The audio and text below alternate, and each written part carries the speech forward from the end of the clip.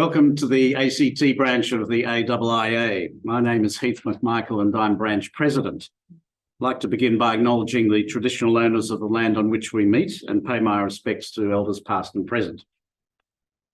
I hope you have been enjoying the taste of South America. Our Latin American embassy friends have kindly organised for us. Great to see many familiar faces from the Latin Diplomatic Corps and colleagues from DFAT past and present. I think the last time we heard from one of our Latin American diplomatic representatives was when the Mexican ambassador addressed the branch in 2018. So it's high time we obtain a fresh view from them about our region, the Asia Pacific, which has grown over the last 20 years, I should say, to become Latin America's second largest trading partner. There's a lot to talk about.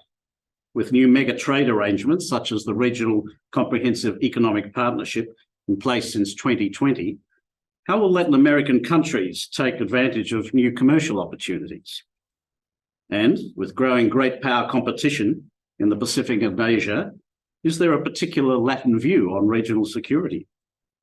What are the prospects that the Pacific Alliance, formed in 2012 and comprising Chile, Colombia, Mexico and Peru, with Ecuador a prospective member, can serve as a bridge linking the Asia Pacific and the Americas?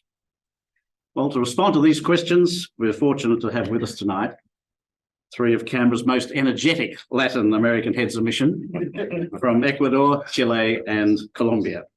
They're constantly on the go with Latin American film festivals, participation in mining expos, music concerts and so on. Of course, I know you're thinking it's their job, but it's great they're having fun doing it, I think. So as to the format for tonight, I will introduce each of our panelists in turn, and they have promised to keep their remarks to 10 minutes each. That should leave time for questions from the floor, from participants here tonight, and also from those who are online joining us via Zoom. We aim to finish at 7 p.m. So let me begin. Our first speaker is His Excellency, Dr. Arturo Cabrera-Hidalgo, the Ambassador of Ecuador to Australia, New Zealand and Fiji.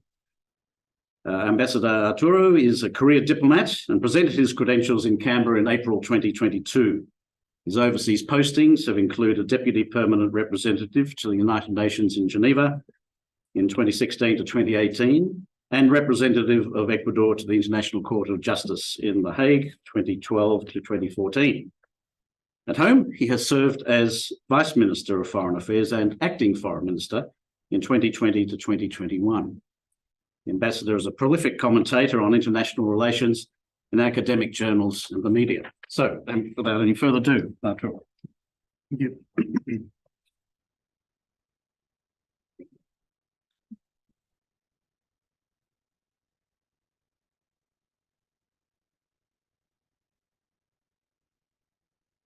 Good afternoon, and thank you for your kind presentation and for hosting us in this most prestigious forum.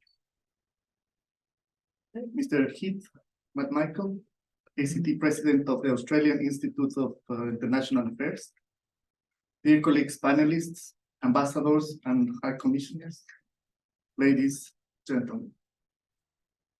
I would like to present my respect to the traditional custodians of the land where we stand today, and to all First Nations from Australia and from all our countries on both sides of the Pacific. Talk about the perspectives of Latin America on the Asia Pacific involves several areas, topics, and ongoing discussions. I will try, on one hand, to narrow this broad scope to the importance of understanding what we mean by Asia Pacific, as the term is used in several contexts and in such diverse ways. And of course, what do we mean with related concepts like Indo-Pacific or even South Pacific, as well as to the way in which these definitions determine, limit, or have in fact limited our perspectives, Latin American perspectives, about the present and future of the two sides of the Pacific, mainly due to some long-standing paradigms. On the other hand, as Australia, New Zealand, Fiji, and other islands of this continent are part of the wide space called Asia Pacific, not APEC, not other specific organizations, but the wide space called Asia Pacific, I will also narrow my approach to the perspectives of my country and region to this area of the Asia Pacific. In fact, mainly to Australia, as it would be more relevant for the audience present here today. Talking about Australia will make it easier to define better our perspectives on the specific area, on this specific area. And will also help to differentiate them from other perspectives on other areas of the Asia Pacific, which are not the same. We could be wide and general and maybe irrelevant at the same time. We try to define broad perspectives for this whole huge area in the world called Asia Pacific. And maybe just talk about the importance of increasing trade and investments. But that would not really add any value to the current academic discussion on the relations between Latin America and the West Pacific. In that framework, and depending on the time, I may also refer to some facts that currently define the relationship of Latin America and Asia Pacific, like the regional tensions that unfortunately dominate international politics and policies in this region, but are not and should not be related to Latin America as they respond to external foreign agendas. However, they have the potential to affect opportunities and the future of the relations in the Pacific Ocean, particularly the South Pacific. If we have time later, I would like to talk about how do we, Ecuador, respond to these tensions when they escalate in our side of the Pacific, tensions that are also related to the same matters. Let's start then by looking at Australia. Since I arrived to Canberra, I had the honor to meet for the first time the Governor General of Australia. I told him, and I have constantly repeated to other Australian authorities, that our countries and our regions are in front of each other, but they are not looking at each other. This is, in very simple words, the status quo of the relation among our states and our regions on both sides of the Pacific. And this is a paradigm that needs to be broken. A paradigm in the traditional sense, as exposed by Thomas Kuhn since the 1960s. Karl Popper and others may have differed with Kuhn in different elements of his academic and philosophical reasoning, but I have not found discrepancies, especially among those who apply social psychology to international relations, in the fact that a paradigm shift can result from the accumulation of evidence that challenges the status quo, and that the only way to break a paradigm is by replacing it with a new one. In the current world order, and with all the existing and growing information and evidence, which is the new paradigm that we, as countries of the Pacific, East and West Pacific, with emphasis in the South Pacific, need to propose to challenge and change the status quo, to start paying attention to what is in front of each other and what we don't see, despite the great potential that doing so has for the future of the Pacific, considering that at the same time, the Pacific is the future, not just the Indo-Pacific. In my personal view, it is a relevant and probably not calculated mistake to always consider the Pacific in separate political and even geographical spaces, especially the South Pacific. Sometimes we need to think of it as a whole. So what should be a new paradigm? I think that is or should be the central question for our discussion today, departing from the status quo, evidence, and the analysis of our foreign policies, and especially our common foreign policies. I will not propose an answer, at least I will not suggest any specific proposal of a new paradigm, even for non-constructivists is this necessarily a common and shared construction exercise that has to be done in the framework of a wider dialogue. But I think that there are many elements that we can discuss and analyze so a new paradigm can be built and can rule the international relations and foreign policies in the Pacific.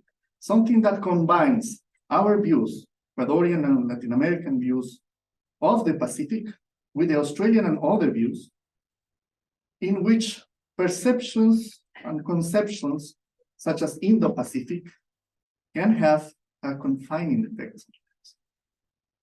Let's review some simple facts as a framework of a deeper reality. Some people may consider that the reason for being in front of each other but not looking at each other may be the distance. But that's just another paradigm. There will be distance as long as we keep our agendas apart, as long as we do not recognize common and shared problems and interests, even common foreign policies, as I mentioned before, which are completely evident in the multilateral field. Most of our countries at the UN and other fora can be called like-minded countries. Now, from a geographical point of view, between Ecuador and Australia, let's say Guayaquil and Sydney as an example, there is a distance of 3,300 kilometers. London or Washington exceed by far that distance. A fact that was shared with me yesterday by an Australian officer at IMO in London. It takes 23 hours to get from Sydney to London, only 12 to get to Santiago. Nowadays, the distance between the two sides of the same ocean is almost a myth. Another very common paradigm, especially from our side of the Pacific, meaning mainly from Latin America, is that due to the phytosanitary measures that Australia has enforced in order to protect its endemic and unique biodiversity, being also an island, it is difficult to do business or to have a smooth commercial relationship with Australia. While on one hand, the trade and investment relationship goes beyond the agricultural sphere, on the other, the numbers and reality say the opposite. I can share with you the numbers of the World Bank and its ranking of countries with which it's easier to do business.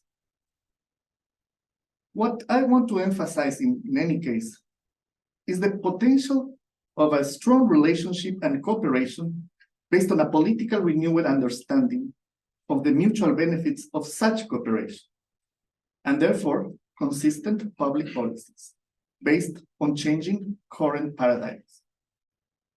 And that could also be true for an important part of the rest of the Asia-Pacific region. What is the problem then? Political will.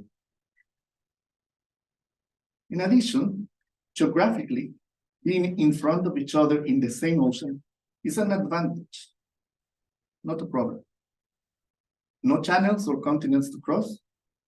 The Pacific does not separate us. The Pacific unites us. We share the Pacific Ocean. We did it in the past. Let's talk about our indigenous populations 2,000 or more years ago. Talking about the Pacific and the already mentioned denominations like Asia-Pacific or Indo-Pacific, the Daniel Inouye Asia-Pacific Center for Security Studies, a U.S. Department of Defense institution based in Hawaii, considers that the Indo-Pacific is a concept that falls within the framework of a power shift discussion, no doubt a complex one in international relations. A discussion that goes way before the statements and analysis of Jessica Matthews and Marie Slaughter, and her review of Robert Kaplan, who worked a lot on issues that had to do with geography. These were mandatory readings for those of us who were students in the 90s. The Indo-Pacific is both a strategic as well as an economic domain, but from a power and security approach. It includes economic security as well, of course. While Asia Pacific is more an economic and trade conception rather than a security-related notion. Since the 1980s, the area has been experiencing rapid economic growth, and it is considered as a zone of emerging markets. The Asia Pacific Economic Cooperation Forum, APEC, may be the only multilateral institution that effectively represents a sample of an Asia Pacific group. Just a sample. Fiji and other Pacific islands are not there. Not even Ecuador or Colombia are part of it. Chile is. Peru and Mexico are. Well, we do have an expert in APEC here, President McMichael. I'm not so. So if you have a question about APEC, don't address them to me, but to him. Now, to start the conclusion of these remarks, in strict terms, if one considers literally the definition of the Indo-Pacific as an integrated region that combines the Indian Ocean, the Pacific Ocean, and the land masses that surround them, then the Latin American countries on the Pacific coast would be part of this space. It is, let's say, a blurry, inexact definition, sometimes used as needed. It is also a definition that changes according to who defines it.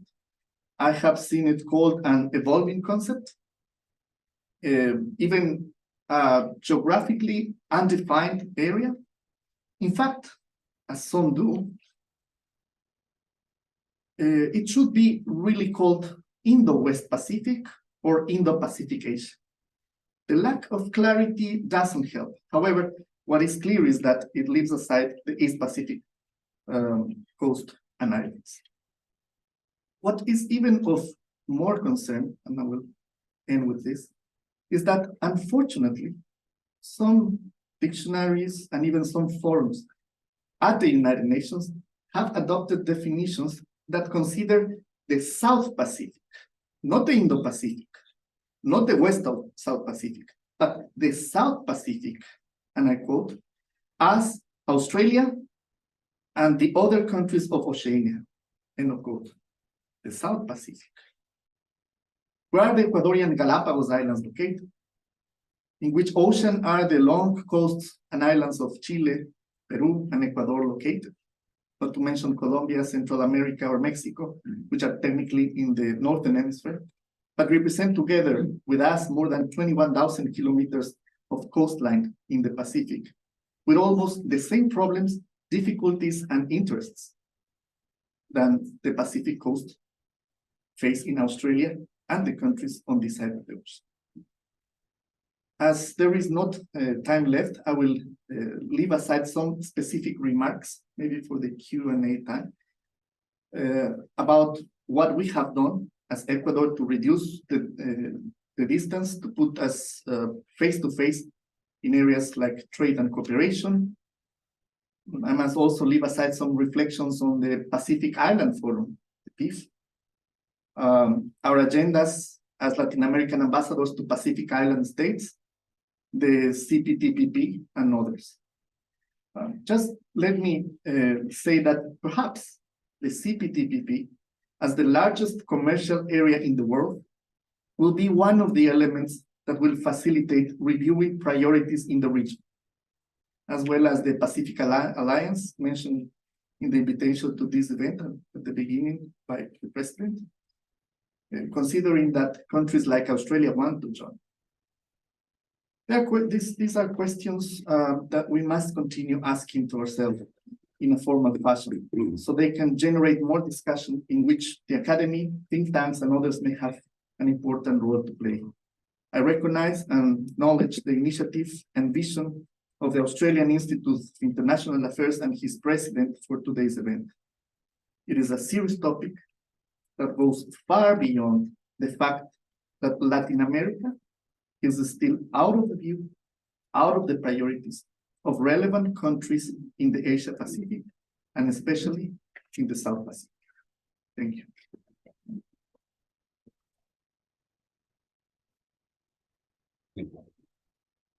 Thank you, Ambassador. Now, we'll go straight ahead. Second speaker this evening is His Excellency Mr. Jaime Chomali, Ambassador of Chile to Australia. The Ambassador is a lawyer and career diplomat with overseas postings in Europe, Latin America and Asia. Previously served as Ambassador to Vietnam and Laos and Ambassador to Ethiopia, concurrently Observer to the African Union. The Ministry of Foreign Affairs, his last position before coming to Australia was Director of Human Rights. Please, Ambassador. Well, good evening, everybody. Thank you very much, Hit, for your kind invitation to participate in this event. And chairman with my colleague from Ecuador, the ambassador, and the Charge d'Affaires of Colombia about Latin American perspective on the Asia Pacific. I would like to, it is an honor to see John Larkin, Assistant Secretary for APEC and Latin America branch today with us. I want to thank the ambassador of Ecuador because he did a very interesting speech. I showed the framework, the theoretical framework. I will be much more concrete. I just say that I read somewhere that the Asia Pacific is a concept that brings a sense of closeness with countries that are geographically distant, but with which share interests and opportunities. With 4,200 kilometers of continental Pacific coast and Easter Island or Rapa Nui, the Pacific Ocean is a natural space where Chile projects its interest.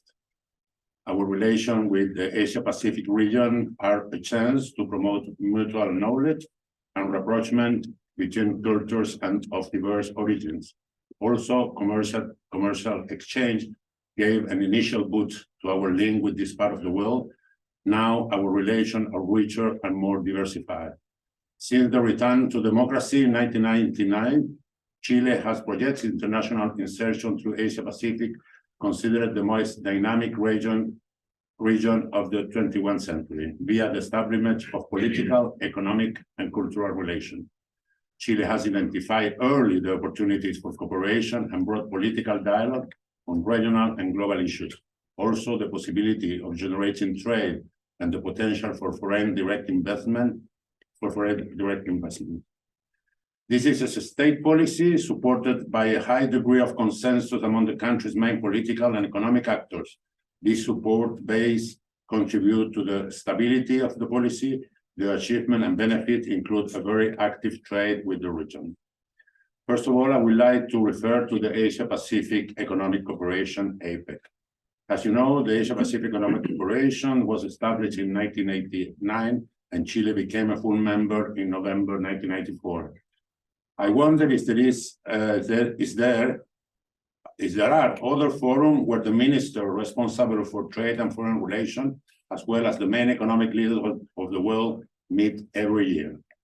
The participation of the Chilean President Gabriel Boric in the APEC summit in Bangkok last November demonstrate that ties with Asia-Pacific economics continue to strengthen, and there is a will to incorporate other issues in the agenda, such as culture, environmental protection, climate change, sustainable development, protection of the sea, and inclusion, to name a few.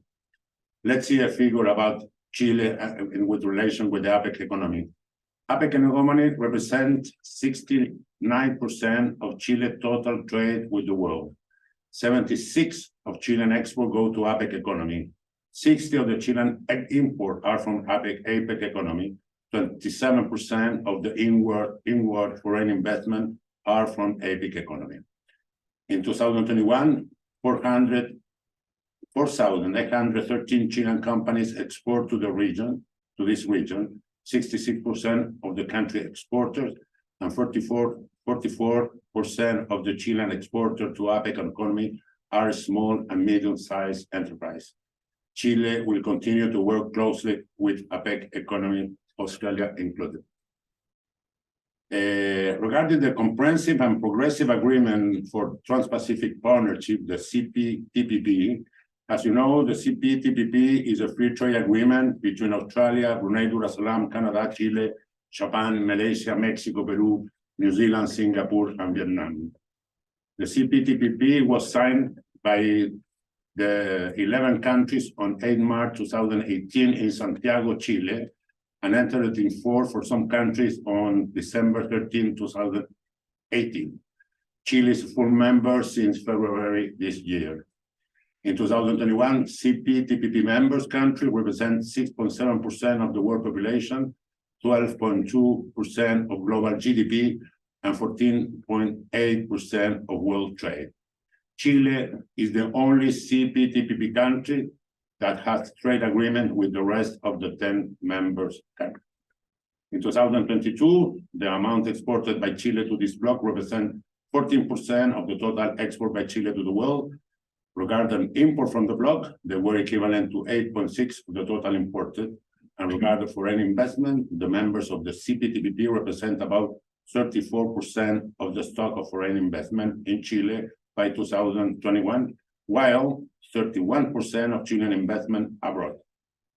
The CPTPP has gone beyond its Trans-Pacific aspect, for example, with the integration of the United Kingdom into the agreement and the interest indicated by Uruguay. In addition, other Pacific countries, such as Ecuador and Costa Rica, have required to join. So now I want to say a few words about ASEAN. Chile and the Association of Southeast Asian Nations, ASEAN, have formed a strategic partnership for more than 30 years. We have diplomatic relations with all the ASEAN member states and free trade agreement with Brunei and Singapore, Malaysia, Vietnam, and Thailand, and an agreement of comprehensive economic partnership with Indonesia. We are making progress in our interest to start negotiation with the Philippines. Chile acceded to the Treaty of Amity and Cooperation in Southeast Asia in 2016, and in 2029, ASEAN has granted Chile status of development partner, which implies not only growing trade, but also political, social, and cultural cooperation.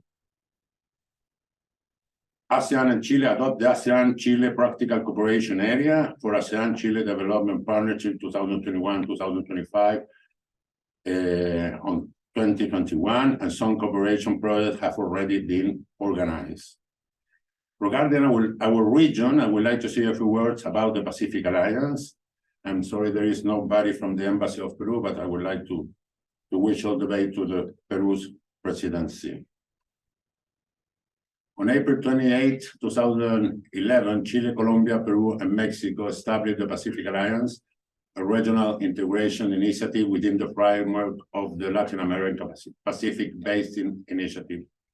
The objective of the Pacific Alliance is to form an area of deep integration that boosts further growth, development, and competitiveness of the state member by progressively seeking free movement of goods, services, capital, and people, as well as becoming a platform for economic and trade integration with a projection toward the Asia-Pacific region. I would like to highlight the free trade agreement signed by the Pacific Alliance country with Singapore. The signing of this agreement marks a milestone for this integration initiative because Singapore will become the first partner state of the Pacific Alliance. Australia became an associate state in June 2017. Negotiation of the free trade agreement with the Pacific Alliance were launched in July 2017. Australia was one of the first countries to launch a free trade agreement negotiation with the Pacific Alliance. I believe that is a good opportunity to strengthen ties with Australia. The Pacific Alliance currently has 54 observers there. The ambassador of Ecuador talk about the Pacific Island Forum, and I would like to say a few words about that. Our organization in the Asia-Pacific also considered the Pacific Island. We consider a Pacific country, and on December 2021, the Pacific Island Forum officially announced the incorporation of Chile as a dialogue partner of the organization within the framework of a decision adopted during the 51st Summit of Leaders of the Forum. In this way, our country joined the 21 dialogue partners that make up the PIF, the main body for political economic coordination in the Pacific Island. Chile celebrates this new stage of cooperation with the foreign state, which will allow us to consolidate and expand our presence in the Asia-Pacific. Chile has diplomatic relations with 17 of the 18 members of the PIF and has been the first in South American country to establish diplomatic relations with New Zealand, Australia, Fiji, Samoa, and Tonga. Specifically with Australia and all the fifth countries, Chile shares a particular interest in climate change and the protection of the oceans. I believe we could work closely with Australia and the fifth to develop initiatives in ocean protection and climate change. I would like to say a little bit about our defense policy in the Asia-Pacific area. The Chileans' defense policy also considers the Asia-Pacific region among its priorities, as evidenced by the participation of the Ministry of National Defense in a number of multilateral mechanisms, such as the Shangri-La Dialogue, the South Pacific Defense Minister Meeting, and the Seoul Defense Dialogue. Chile's interest in ASEAN regional security mechanism can be added. We can highlight the following main event of importance for Chile: the Western Pacific Naval Symposium, the Pacific Army Chief Conference, and the Pacific Air Chief Symposium, as well as Chile participation in various multinational exercises in the region, including RIMPAC, one of the largest naval exercises in the world, organized by the United States. Certainly, the relevant economic interest that Chile has in the region plays this area in a relevant role in its security concern, especially in relation to the maritime sphere through which transit a large part of the world global trade. Chile's insertion in the Asia-Pacific, which could be identified as a content of its foreign policy, has a direct impact on defense concerns, considering the relevance of the region for Chile trade policy. From Chile's perspective, our defense policy is clear in expressing that it is especially relevant to seek instant of cooperation with Pacific countries in order to promote the freedom of navigation, the security of communication, and the maintenance of safe trade, while salvaguarding sustainable development and respect for international law and the fundamental norm of international coexistence. Chile maintained a balanced and autonomous course of action based on the respect for its traditional principle of foreign policy, the peaceful resolution of controversies, non-interference in international affairs of other states, defense of the multilateralism, and the promotion of free trade. We believe that our relation with Asia-Pacific is going through a good moment, which is nothing more than an invitation to strengthen our ties in accordance with our government program that identifies this region, our great neighbor and partner to the West, as a priority area. Thank you very much. Thanks, Ambassador. Moving straight along, our third speaker is the Chargé d'Affaires of the Colombian Embassy, Mrs. Diana Carvajal. Diana joined the Colombian Foreign Service in 2001, and her postings have been to Washington, 2019 to 2020, the Dominican Republic, and Canberra since November 2020. But not for too much longer, I'm afraid, because you've got a new posting, I think, yes. Between 2018 and 2019, Diana led efforts to open Colombia's permanent mission to the OECD as coordinator of multilateral economic affairs in the Foreign Ministry. Please. Thank you. Good evening, dear ambassadors, guests of the Australian Institute of International Affairs, dear colleagues. First of all, I would like to take the opportunity to thank Mr. McMichael and the Australian Institute of International Affairs for facilitating this space to talk about some views from our side of the Pacific, and to tell you humbly that I feel very grateful and very humbled to be in the company of two ambassadors that clearly have much more experience than I do. So for that, I thank you for giving me this space to represent the Embassy of Colombia. As the ambassador of Ecuador, Ambassador Arturo said, the Pacific region, it's a very important geostrategic region in the world.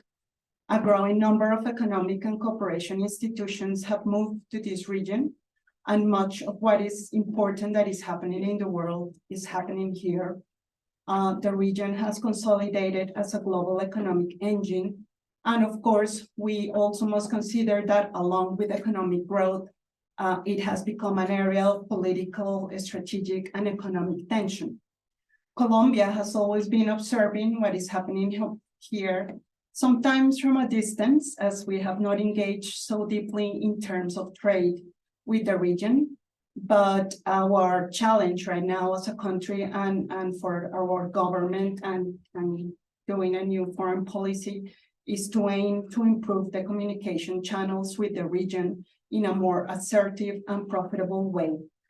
I also agree with Ambassador Arturo that when we talk about Latin American perspective in the Pacific, we have to talk about the different terms that have been used interchangeably to refer to this area of the world, as sometimes we talk about the Pacific Basin, sometimes we talk about Asia Pacific, and lately we talk about Indo-Pacific.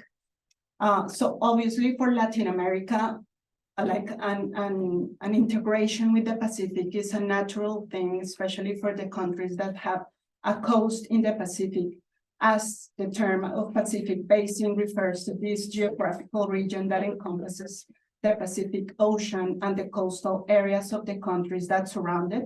So it includes the countries in North America, Central America, South America, Asia, and Oceania that have a direct relationship with the Pacific Ocean. And obviously, through history, it has become an area of strategic influence at the global level, not only because its waters bathe close to 40 countries on 3 continents. It has more than 40% of the world's population, and it gathers approximately 50% of the gross of production of gross products worldwide. It concentrates close to 50% of exports and 40% of imports in the world. So clearly it is of interest for the Latin American countries. Obviously, the second definition that we have been talking about is Asia Pacific. And as Ambassador Arturo said, this term is usually used to refer specifically in terms of economic and more economic and trade of the countries in Asia and Oceania that have a coast in the Pacific Ocean. Also, sometimes it includes the importance of cooperation.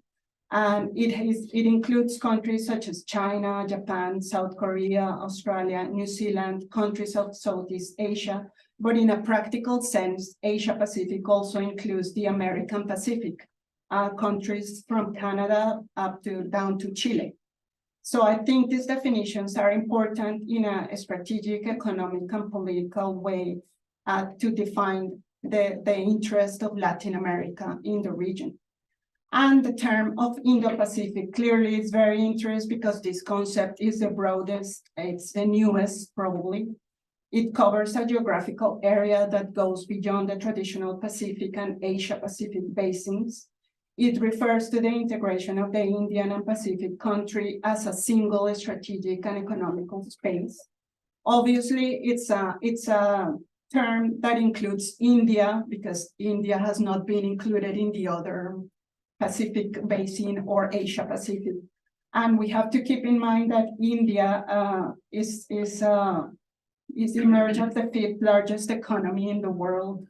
In 8 years, it will be the 3rd largest economy in the world. It's the country that has the largest population in the world, like 1.4 billion inhabitants. And it's at the center of the geographically of South Asia. So today, I think most of our countries have to keep in mind India as an axis of great transformation, and probably it's a country that is at the forefront of sectors such as high technology, pharmaceutical, industrial, and providing services, to name a few. So as I mentioned before, Colombia aims to improve communication channels with the Pacific in general, but in our National Development Program, we have included the term of Indo-Pacific. So even though our partners on this side of the Pacific have been clear in supporting Colombia's purposes to consolidate internal peace, we would like to advance more in terms of cooperation and economic relations to have a more robust, a more complete relations, and with many more components than just cooperation and political talks.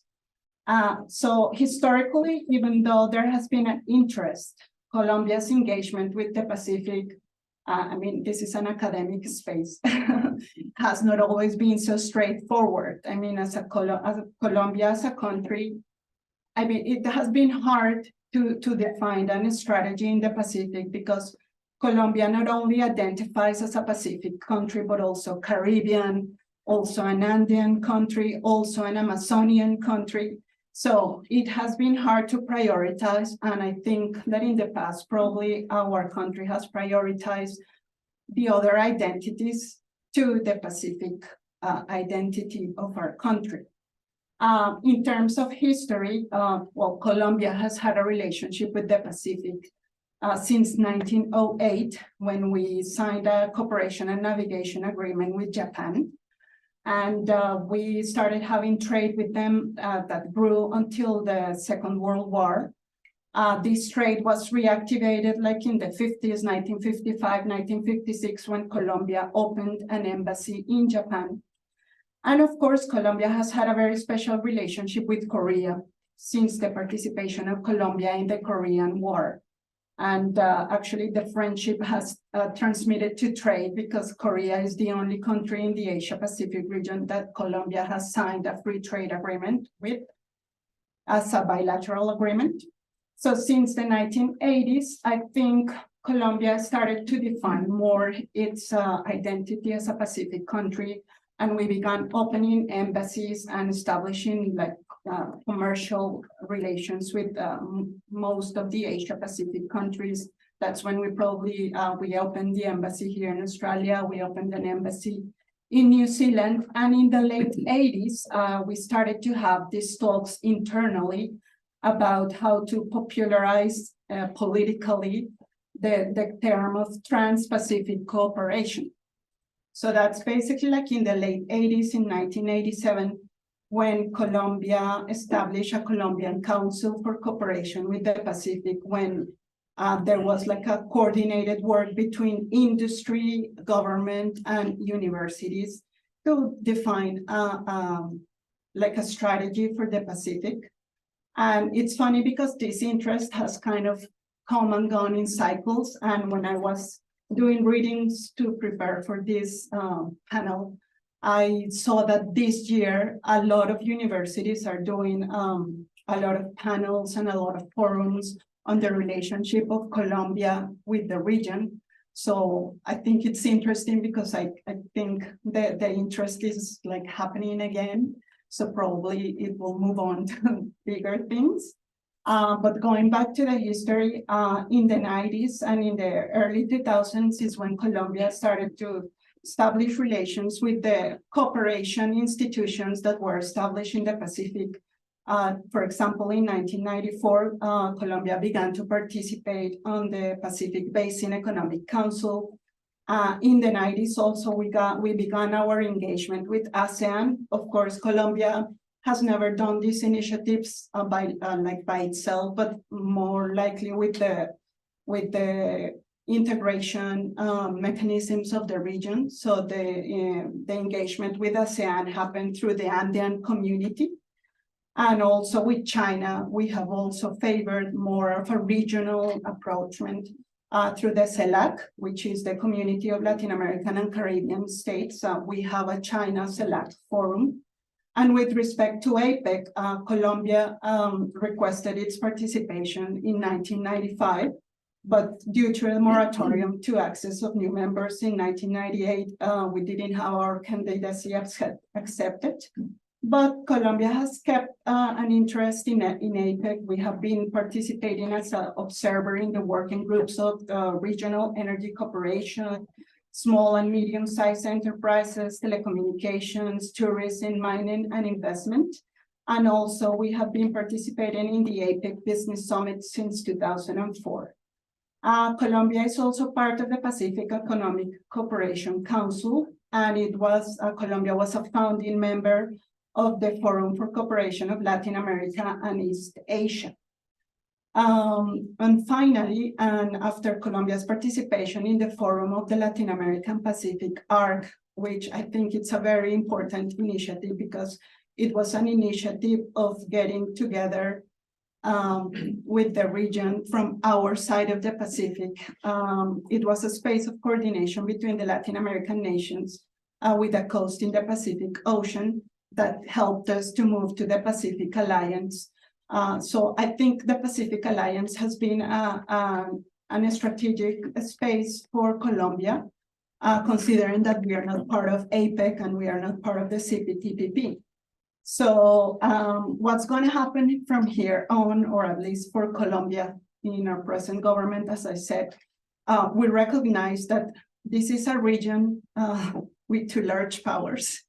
It is a region with the US and China. And of course, we have, as Colombia, we have a more closer relationship with the US for different reasons. But also we recognize the rise of India in a region that is the center of world trade and economic exchange. This is a region that is clearly important for Colombia because if you take a look at the figures in Asia Pacific, Colombia's exports are 48%. Our total exports are in this region. And obviously the two largest countries of participation are the US and China. And 50% of our export basket is commodities. It's kind of very similar to probably what happens to Australia, especially mining commodities and fuels. And there is a significant growth in coffee, emeralds, gold, and animal oils. And regarding imports, this is quite interesting because we import more from China than from the US. And also looking at the figures from the Pacific region, I think it's worth noting that Mexico has a 5% participation in our imports. So a lot of our trade is happening in the Pacific. And in terms of cooperation, I think the region has been very important for Colombia, as US, China, Japan, and Korea have been key actors for official cooperation projects for the reintegration of demobilized guerrillas after we signed the peace treaty with the FARC. So I think and concluding, I think in the future, I think the Pacific Alliance is a very relevant space of integration because as our ambassador of Chile said, we have about 54 observer states, which include China and India. And as Ambassador Jaime remarked, Singapore is the first partner state. And we also have Australia, Canada, New Zealand, and Korea as candidates for partnered states. And hopefully we expect Ecuador to be part of the Pacific Alliance. And I also think that APEC is a good opportunity. I don't know, I mean, the meetings in 2023 in San Francisco are bringing many expectations. I mean, obviously we will see what happens with the participation of China and Hong Kong. But I think it's an opportunity that it's for Colombia, it's an opportunity to see if we are going to move from the interest to action and ask again if we can join. And also, I mean, the objectives of the summit are very similar to what President Petro's foreign policy interests are, as it talks about a more open, resilient, sustainable, and peaceful future for the peoples of this region. And also, there are some initiatives about including issues of climate change, economic inclusion, and digital transformation. And I think it should also be noted that next year, 2024, Peru is going to be hosting APEC. And I think that is a big opportunity for the region and for the Pacific Alliance as a whole. So thank you. Thank you very much. Well, while people are thinking up their questions, I might just say a couple of the key takeaways that struck me. I think all our speakers tonight have given us a very detailed and very wide-ranging perspective of their country's interests in what we generally call the Asia-Pacific or Indo-Pacific, if you prefer. I think Ambassador Arturo gave us a very interesting introduction, asking interesting questions about the perspective from the eastern littoral of the Pacific and calling for a new and deeper reality that means breaking down the established understandings about South Pacific versus West Pacific and other parts of the region. The calling of being aware of the tyranny of distance that can't be escaped from, but at least a need to broker new cooperation to to deepen the bonds between countries. So I was taken by that. I think from the Chilean point of view, speaker really spoke a lot about Chile's arrangements with different constructs in the region. And that was perhaps the way that Chile looks at the Asia Pacific. Spoke about APEC, spoke about the trade partnership, the CPTPP, the Trans-Pacific Partnership, as it used to be called. And Ambassador Jaime spoke also about the PIF and Chile's role in that. So clearly that's a very important aspect of Chile's perspective on Asia-Pacific matters. And ASEAN. And ASEAN, let me not forget ASEAN, very importantly, of course. Diana, I think, injected some very interesting comments also about the Asia Pacific extending to the Indo-Pacific and the importance of for Colombia, certainly, of India, relations with India and growth in trade with South Asia, and wanting a stronger trade cooperation in those areas. I think the trade element of all of the countries' relationships with Asia Pacific shone through. There was some discussion about relations with the great powers, in particular, Diana mentioned the need for continuing trade with China, but also close relations with the United States inevitably. And I think APEC as a body certainly on everyone's lips, as I suppose is inevitable, and it should be, as countries are either members or prospective members, I suppose. So I'm not going to wrap up any further. I'll leave questions now to those who want to make them, if you would be so good as to identify yourselves, and we'll take questions now. So who would like to begin? I'll be if I may. Yes, all right, Martin. I've been listening on the outside. Yeah, sure. Martin Hagen from the local branch. I don't expect you to acknowledge this, but it's well recognised that China in many parts of the world, in Africa in particular, has used its influence in aid projects and in various other means to curry favour. Has China established significant links in any of your countries in terms of aid projects or in largesse in various forms? Well, Arturo, do you want to begin that? Yes, one of the reasons why I put some emphasis in that we need to develop more our relations with the South Pacific is because it is not the same with the North Pacific.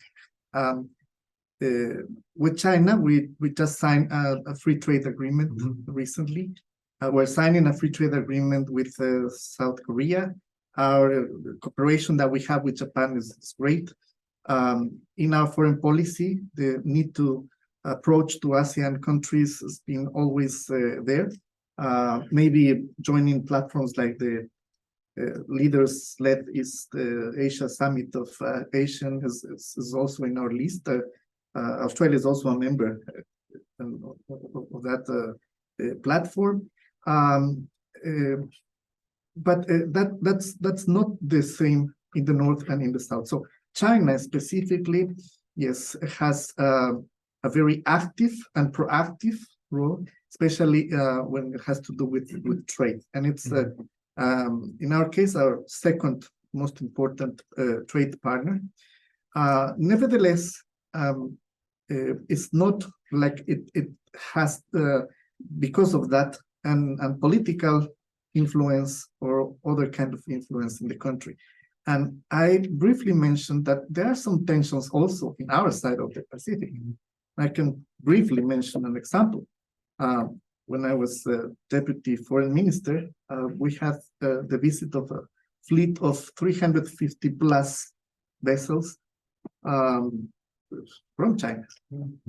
They were very close to our EEZ of the Galapagos Islands, the exclusive economic zone, and it was threatening our, of course, our sovereignty, but the specific relevant care that we have on the environment of the Galapagos Islands, and we had a very strong approach to that, and the fact that we have been an example for many years on protecting the Galapagos helped us. International organizations were on our side, other friend countries were on our side on that point, but we did it also by ourselves. And this is just to show the difference of what has to do with trade and what it has to do with sovereignty and others. Some of these vessels, they said we are outside of the EEZ. Well, they were outside, but fish were not putting attention to where was the line. 180 miles after the 12, and no, that doesn't happen. And the plastics that they were throwing also were going through the coasts, where Galapagos doesn't have plastics for many years. What we did is, well, see the reality from an individual point. We could have the support of other countries, but what we did is we knew that they were turning off the GPS and going inside the islands at night to get the giant calamar and others. Well, we took our navy, a small navy, and we went there. We set an example. We captured one of those vessels that were at night there, and according to the law, absolutely legally, we put the people that were inside this boat against our law in prison, and we confiscated the vessel, the boat. And not only that, we took the vessel to the coast, we changed it, we painted it, and now it is protecting the areas. Of course, China made a lot of noise, but they could not continue doing noise for a long time. So it is not the same as, I don't want to mention other continents, but other places or countries. In Latin America, I think we are very clear with our sovereignty, with our political independence, and trade is and will be very important with China, but in a different way probably than with other regions of the world. Sorry if I extended. Thank you. Wow. No, China is today the biggest trade partner, without any doubt. We have a very long-standing relation with China. I think it will, after Cuba, the second Latin American country with established relation with China. And they are increasing investment in Chile in different sectors, but it's still, they are not in the a higher post, still the United States, Europe, Canada, and even Australia. I don't know if Australia is, they have a huge investment in mining, but it's not our biggest investors in Chile right now. But the present is growing significantly. But Chile has many countries. We're trying to diversify our export market. So we have 60 free trade agreement. Chile is a very open economy that we signed free trade agreement with mainly 80% of the world GDP. So I think China will be and will continue to be a very important partner for Chile in the coming years. And regarding the China's vessels, I think they are fishing all the Pacific coast, from Colombia to Chile, all the time, very close to our 200 economic zone. So this is a problem for everybody. Not so I'm happy that Ecuador, they are keeping the boat and they keep it for them. The smallest navy. You have the biggest one. A comment? Oh, yes, I mean, we like what Ambassador Jaime said, I mean, China has been increasing its foreign direct investment in Colombia. There have been some projects in mining that they have bought, like some mining projects. And I think they won the bid, for example, to build Bogota's subway. So I think it's not so big, the investment in Colombia, but it's there, and I think it's growing. Yeah. Right, we've got time for one or two more questions. Any from the floor? Yes, sir, Ambassador. Yes, it's a question in general for the colleagues. We talk about the Indo-Pacific as a concept. There is no organization, and please correct me if I'm wrong, if there exists one. Would the Latin American governments would be willing to join the Indo-Pacific, whatever is conference, meeting, gathering, where that were to be established? Very good question. Arturo, please. No, there's no any specific Indo-Pacific organization or Very good. like that. Actually, if you ask which are the countries of the Indo-Pacific, just Google it. You'll have so many different lists of different countries. So it's more like a concept, and as I mentioned, it's a concept that is maybe developing, and that is a respectful concept. Only problem is when the attention of the Pacific countries only goes to the Indo-Pacific countries, and that may have an effect on leaving aside at the other side of the Pacific.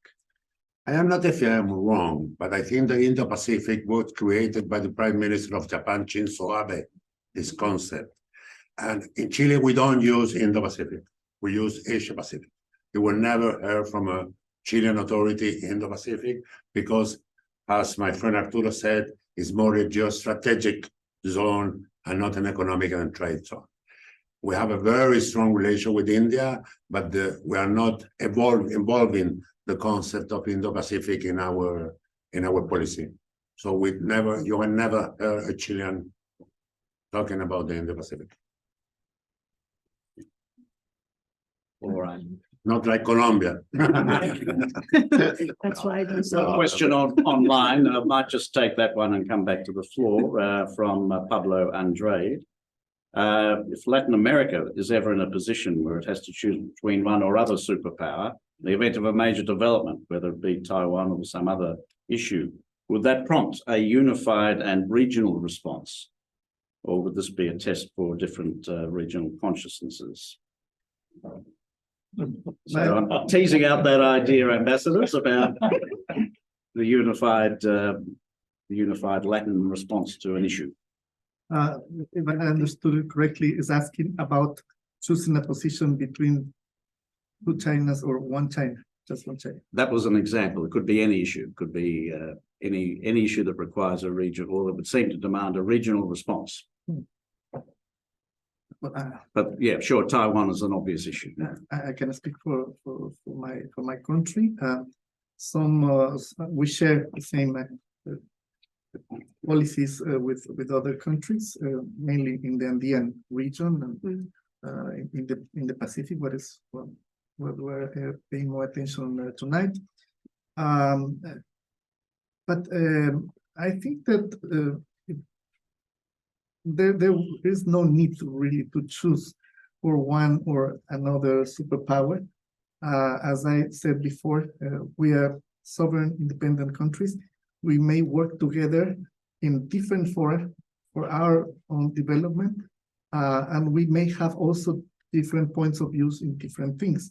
So as we get together and join forces for many things in the international fora, I don't see us as a group that will take a political approach towards a superpower, because that is not necessary when we are independent, not allied countries in the world. And specifically, like, we are countries that always have defend the rule of law. So, and also we are abiding of multilateral treatments and agreements. So I don't think Much we would same. be. Yeah. I think that maybe one treat can be all the region take a position. We have a Tlatelolco treaty that is we are a non-nuclear hemisphere. So maybe it is a nuclear treaty against, maybe all the country we will be together to reject it. So, but regarding our politics with one country or the others, in Latin America, I think there are still 2 or 3 countries that recognize Taiwan and not China. And there is some change in the law, but there is a sovereign decision that we respect. We could probably go on like this for hours, but unfortunately an hour is not enough, and indeed it has already elapsed. So on behalf of the ACT branch of the AIIA, I'd like to thank our 3 presenters this evening for bringing to our attention the views of a significant and growing connections with the Asia-Pacific region and the different elements of that, what the future may lie in the region. And we encourage you to return to our future meetings on a variety of topics, and we look forward to you when you come back.